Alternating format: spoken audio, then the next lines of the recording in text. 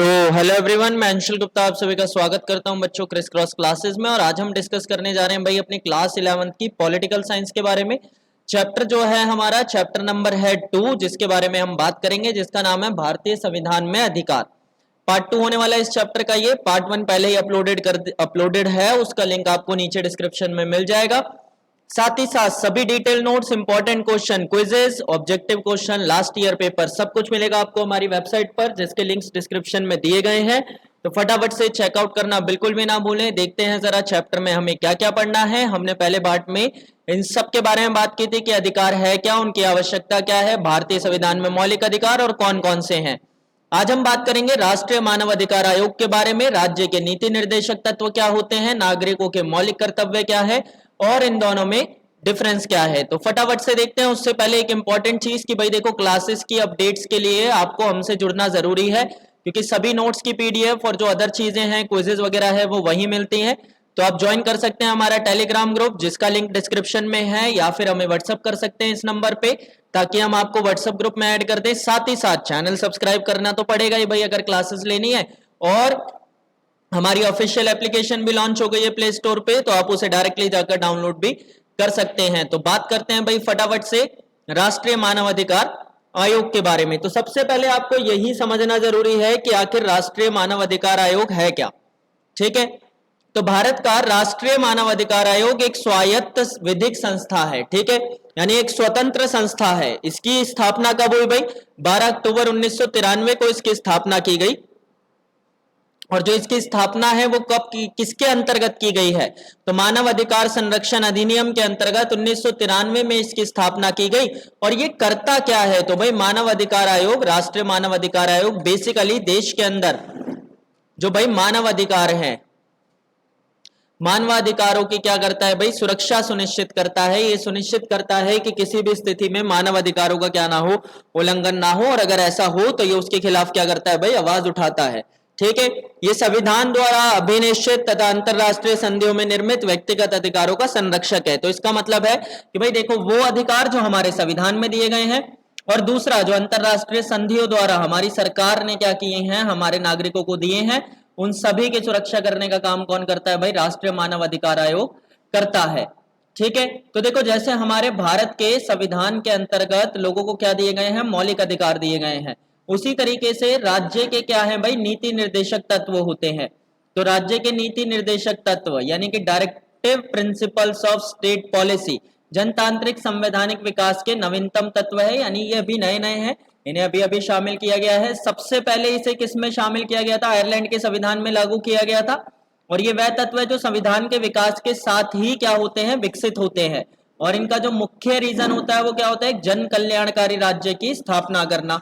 होते क्या है? तो देखो, भारतीय संविधान के अंदर अगर हम देखें तो अनुच्छेद 36 से 51 तक राज्य के नीति निर्देशक तत्व शामिल किए गए हैं।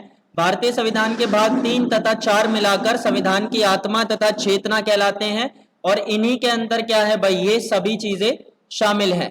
तो नीति निर्देशक तत्वों के बारे में आपको क्लियर होगा। ठीक है, नीति निर्देशक तत्वों का मतलब क्या हो गया? जिन्हें राज्य अपने अनुसार क्या करता है? लागू कराता है। ठीक है, उसके बाद बात आती है भाई नागरिक के मौलिक कर्तव्य क्या है। तो जैसे हमारे देश के अंदर नागरिकों को मौलिक अधिकार दिए गए हैं, वैसे ही उन्हें कुछ मौलिक कर्तव्य भी दिए गए हैं। ठीक है, जो कि उन्हें क्या करना चाहिए, यानी जिन चीजों का उन्हें पालन करना चाहिए।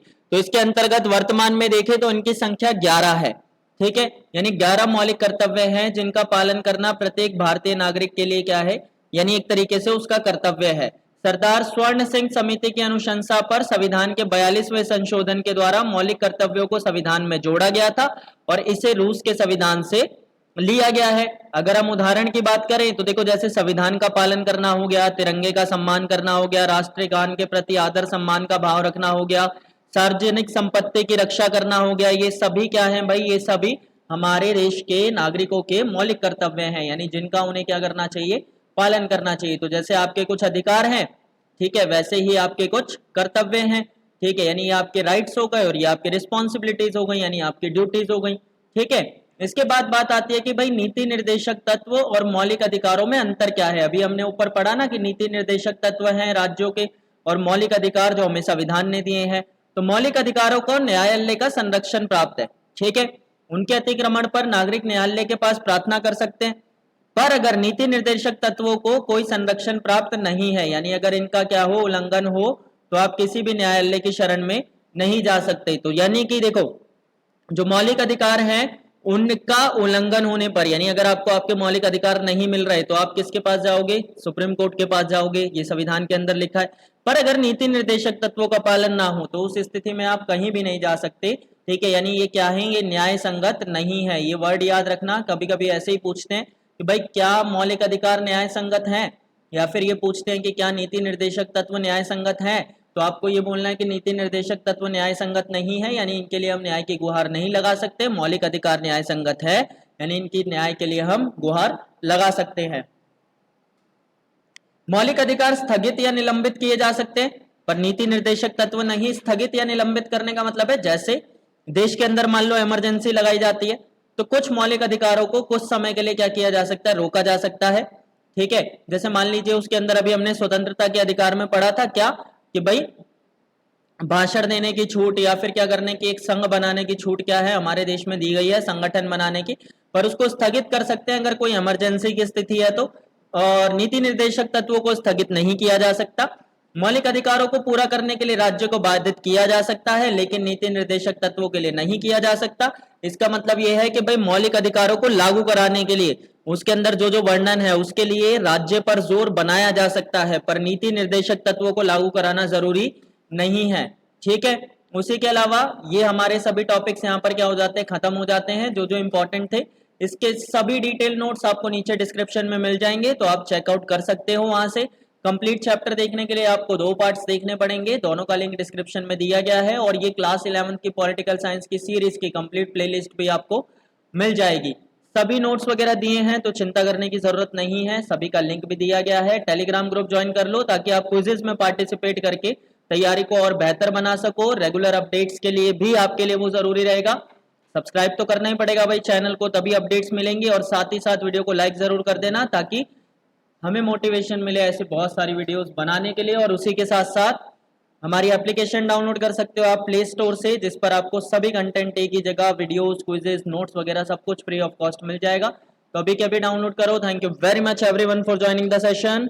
Thanks a lot.